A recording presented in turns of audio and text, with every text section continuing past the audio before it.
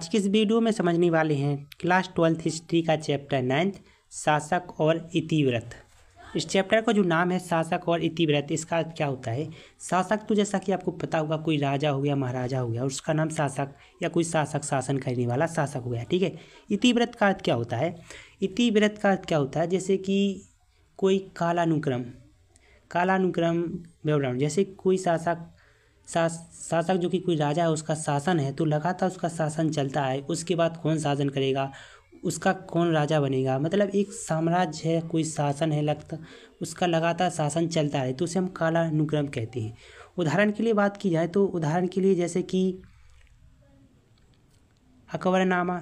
अब उदाहरण के लिए बात करें जैसे अकबरनामा, तो जिसमें कि अकबर के बारे में, उसके साम्राज्य के बारे में, उसके शासन के बारे में सब कुछ वर्णन दिया गया है, उसके जीवन के बारे में सब कुछ वर्णन दिया गया है, उसके शासन के बारे में सब कुछ उसमें बताया गया है। तो कालानुक्रम की मतलब लगातार शासन चलता रहे।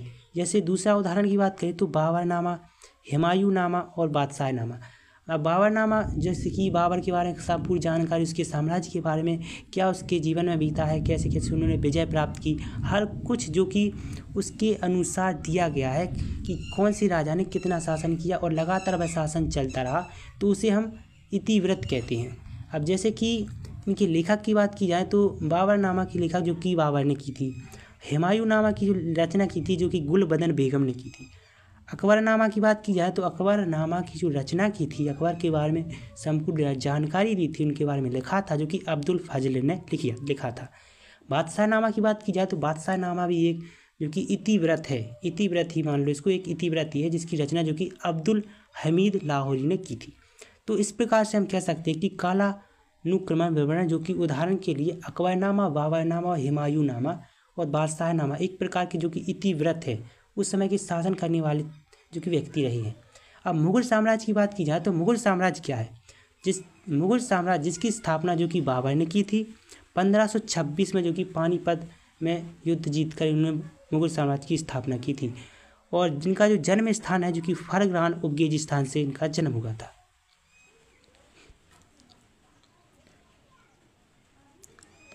अब बात करें हम पानीपत की प्रथम लड़ाई 1526 में हुई थी। पानीपत की प्रथम लड़ाई 1526 में हुई थी। इसी के दौरान बाबर ने मुगल साम्राज्य की स्थापना की थी।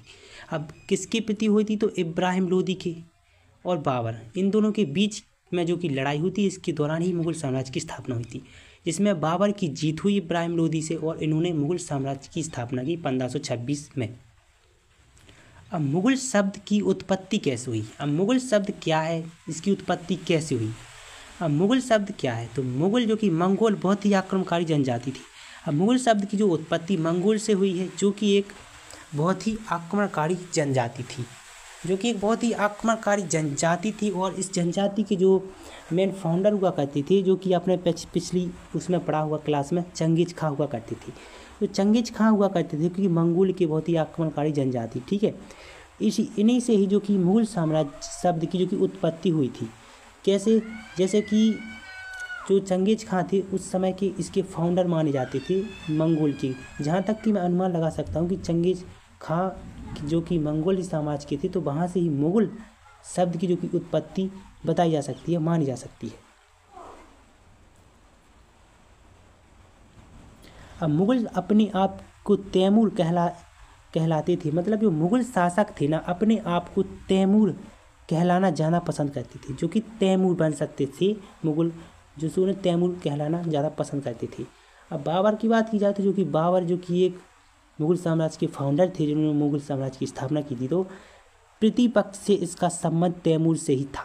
मतलब बाबर का जो संबंध था ना, वह प्रतिपक्ष से इनका संबंध तैमूर से ही था। अब मातृपक्ष की बात की जाए, अब पितृपक्ष से तो हो गया, लेकिन मातृ पक्ष से बात की जाए तो इसका संबंध चंगेज खां से था। मतलब कि जो बाबर था ना, इसकी प्रतिपक्ष का संबंध जो कि तैमूर से था, और मातृपक्ष का जो कि चंगेज खां से संबंध था, ठीक है। इसी प्रकार यहाँ से जो कि मुगल शब्द की उत्पत्ति हुई थी, ठीक है।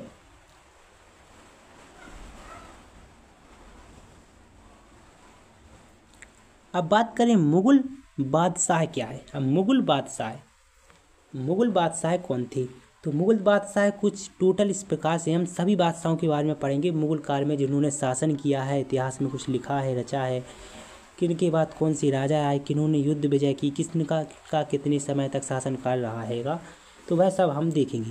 तो पहली बात करें हम बाबर की, तो बाबर जो कि 1526 में पानीपत की प्रथम लड़ाई की और इन्होंने मुग़ल साम्राज्य की स्थापना की और 26 से 30 तक जो कि मुग़ल साम्राज्य तक बनी रही। इसके बाद फिर हुमायूं आए, 1430 से 40 तक हुमायूं ने शासन किया भारत पर और 1555 से 56 तक जो कि काफ़ी लंबे समय तक जो कि बनी रही।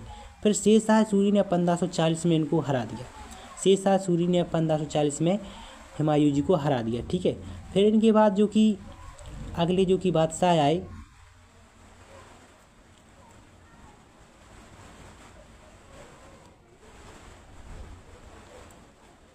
जो कि अकबर की बात करें तो अकबर ने जो कि 1556 से 1605 तक भारत में शासन किया और काफ़ी लंबे समय तक इन्होंने अपने शासन के बारे में और अकबरनामा में बहुत कुछ लिखा है और समझा भी है। अगले जो कि शासक आए जहांगीर, अकबर के बाद जो कि जहांगीर आए तो इन्होंने 1605 से 27 तक काफ़ी लंबे समय तक इसमें शासन किया इन्होंने भी भारत पर। तो लगातार जो कि कार्यक्रम बढ़ता रहा और एक के बाद एक जो कि राजा आते गए। फिर 1628 से 58 तक जो कि शेर शाहजहाँ ने भी शासन किया। फिर औरंगजेब की बात की जाए तो 1658 से 1707 तक औरंगजेब ने भी काफ़ी समय तक जो कि शासन किया और भारत में बनी रही। तो एक के बाद एक जो कि महान जो कि बादशाह आते गए और इस प्रकार से जो कि शासन करते गए चले गए और ऐसे ही बढ़ता चला गया आगे का शासन। तो इस प्रकार से जो कि मुग़ल बादशाह आगे बढ़ते चले गए।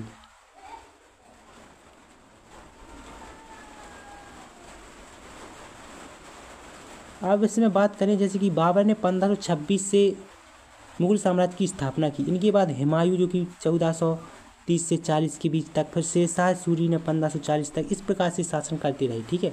अब बात करें इसमें अकबर महान क्यों था, अकबर को महान क्यों बताया गया था कि अकबर महान था, तो इसके पीछे कुछ कारण हैं जिससे कि अकबर महान कहलाते थे। जैसे कि अकबर ने अपने साम्राज्य को विशालतम, मजबूत तथा समृद्ध बनाया था।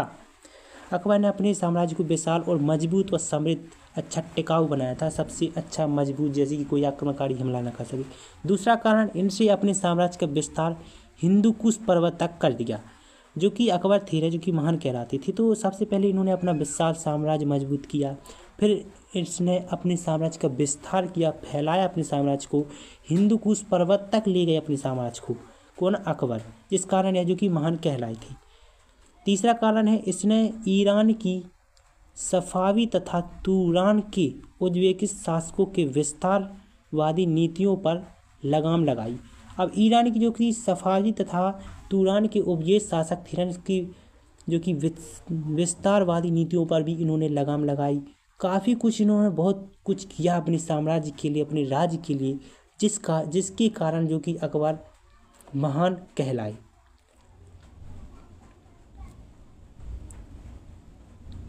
चौथा कारण है, इसकी न्याय करने की जो कि व्यवस्था है सबसे अच्छी थी।